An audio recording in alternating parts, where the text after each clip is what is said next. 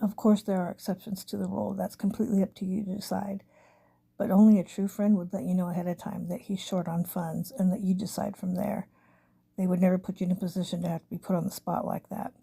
You understand what I mean? Think about it. Do you really want to be that guy in front of all your friends that says no to buying your friend one drink and have, the scene be put on you or all eyes on you? Because we both know it's not going to be just one drink. And yeah, in reality, he should be embarrassed. But at the moment, it's just easier to pay because that way you don't got to make everybody, look at you like you're the fucking dick that wouldn't take care of your friend, which isn't the case at all, but you see what I'm saying. More than likely, it's just going to be a one-time thing with your buddy, but you know him and you know that. Now, newer friends that, we don't know that well, but we know well enough that we've been out with them a few times or whatever, you know, guaranteed, more than likely, if you'll fall for it once, it'll become easier and easier for him to do that again and again. You know what I'm saying? So rather than put yourself in a situation where that has to come up, know who you're going out with. And if somebody says they don't have the funds and they're kind of a newer friend, even, within the year, I would say, well, we can do it another night when things are better for you. That's better than slowly, without even meaning to, letting it become a situation that you're in and that you feel pity or obligation to be a part of.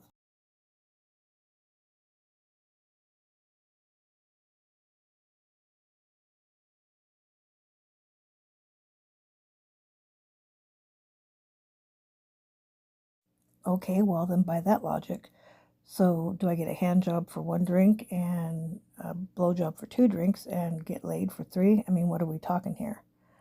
She wants to treat you like a caveman. You can treat her like a cave woman. Okay, okay, okay. That probably won't work in today's day and age, but I wish you could say that. My point is, any woman that expects you to buy a drink for her, that's not the type of girl you want to be buying drinks for or even talking to, messing with, anything. A woman nowadays should be able to take care of herself and buy her own drinks and never expect a man just because of his gender to buy her a drink. Any kind of bullshit guilt trip she tried to play on you with that, walk away. Don't even give her the satisfaction of a response, anything. Turn around and walk away. That says it all without making yourself, you know, liable for anything that she can repeat that you said, like the crap that I just told you to say. But, and again, this is all with the exception of your mother. When I used to go out, I took care of my drinks and I didn't let guys buy me drinks because that way there was no way anyone was misinterpreting anything. And the few times that I did let a guy buy me a drink, it was after I had talked to him for a little bit. And I still offered to pay it for it myself, but you could just feel it out. Any girl that goes to a bar looking for a guy to buy her drinks is doing it for that reason. She's going to want to get just wasted, and one of two things is going to happen. She's going to go home with you and be easy, and that's not the kind of girl that you want. If that's all it takes, she'll do it again another night with someone else. I'm not saying that there aren't the exceptions, but for the gist of, or I mean, for the most of it, you always got to kind of think the worst case scenario, which sucks, and I hate it. But remember, you're in a bar, okay? Now, the other thing that can happen is that she's going to get wasted and go booty call someone else on your dime, and then you're going to feel gypped and used, and she's going to be giggling about it. He's going to be like, hey, cheap night for me again. Some other guy paid for her to do that. That's cool. You know what I'm saying? It's just too common these days. So if you want to buy a girl a drink, son, you watch her for a while. See, if she's with friends or doing whatever, see how she behaves. See how she acts when she doesn't realize that she's being watched. That's how you can decide. And if she's someone worthy that you think you want to talk to, then go talk to her. It doesn't mean you have to use it buying a drink as an excuse to have time with her. That's the last thing. I mean, that's something that comes later after talking for a little bit. And if you decide she's someone you really want to continue to get to know, and she's down to her drink and she's not slurping it, trying to let you know she's out of a drink, you know what I mean? Then offer if you want to, but only buy one. Because if you want to get to know her, that can come later. Maybe you can get a number and talk with her another time. If she's not comfortable with that, then I'm just saying, think about what you're dealing with. Women aren't there like men. Oh, I'm not, well, I shouldn't say that. Nowadays, I had a few friends who'd be like, I'm going out and I'm getting laid. That's not my thing, but the majority of people that are out there are going to a bar to be forgetting something or letting off steam or trouble in a relationship, or they're lonely and they think that sleeping with somebody at a bar is going to give them some kind of, it's going to fill a void. And none of these are things that you want to have any part of. That's why I told you, do your best to never date someone you meet in a bar. I know that people think that's the place to go, but my golden rule was never to date anyone that I met in a bar, and it served me well. Now, I met Eric in a bar. Go figure. But I'm just saying, for the most part, people are all there for different reasons. And if you're going out with your friends, and I think you pretty much know this, you're going to hang out with your friends to laugh, talk, and whatever. And if your buddies want to get laid because they're idiots or whatever, and they're searching for something, don't stand in their way. That's their thing, whatever. I mean, you got to look out for your friend, but to a point. If he's determined that that's going to happen, then that's on him. And if he's relying on you to make him responsible or, take care of that for him, that's not someone you want to hang out with. Because if he doesn't have the self-respect for himself, he's certainly not going to have it for you in any situation it could possibly put you in. You know what I mean? These are things you have to think about, and it sucks. But in today's society, I mean, the bar is just a cesspool of shit that can go wrong. And like I told you on that list, never carry the money that you do bring or your credit cards with you in your wallet, in your back pocket, or just putting the money in the card in your back pocket, because I guarantee you, no matter how much you think you would feel it if someone did it, there are professionals out there. Keep the little bit of money or the credit card, which I do strongly suggest you don't bring, because it's too easy to get caught up in spending on it or having someone jack it from you. Put it in your front pocket, and deep. And that sounds weird, but you'll know definitely if someone is in your front pocket that way. You know what I mean?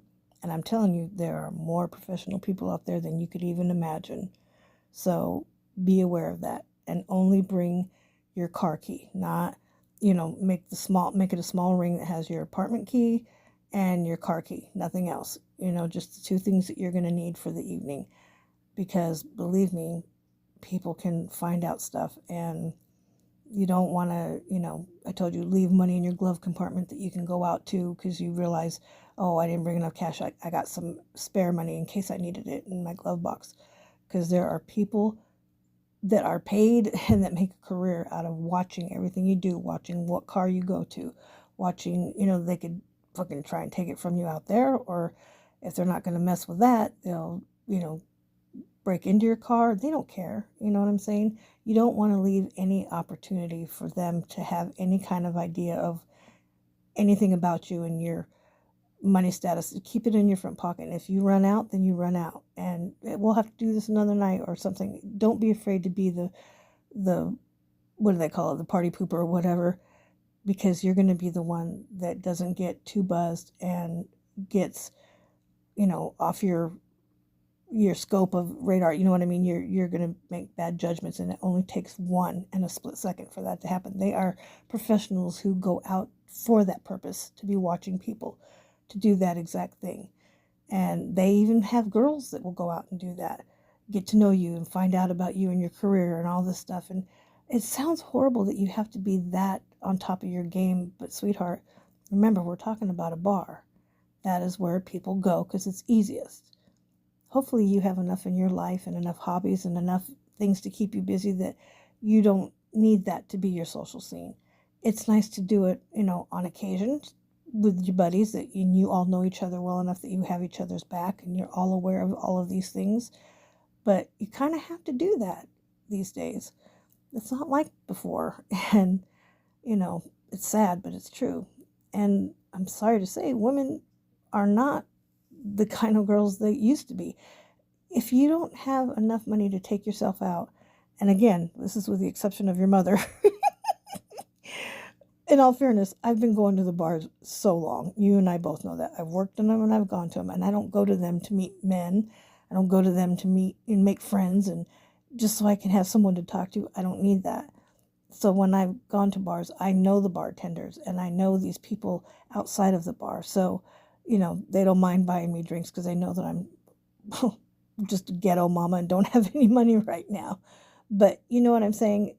I mean, I do other things to try and make up for that. And that sounds really bad, but don't get that wrong.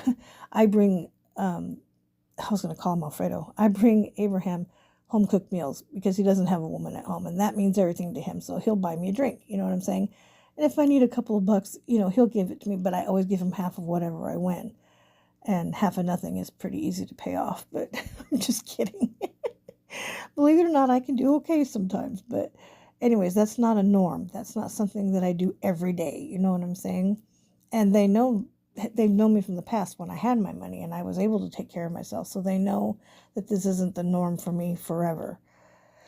So it's a little different. Well, you know what I'm saying? To someone just walking into the bar, it might not look that way, but I know the truth. He knows the truth.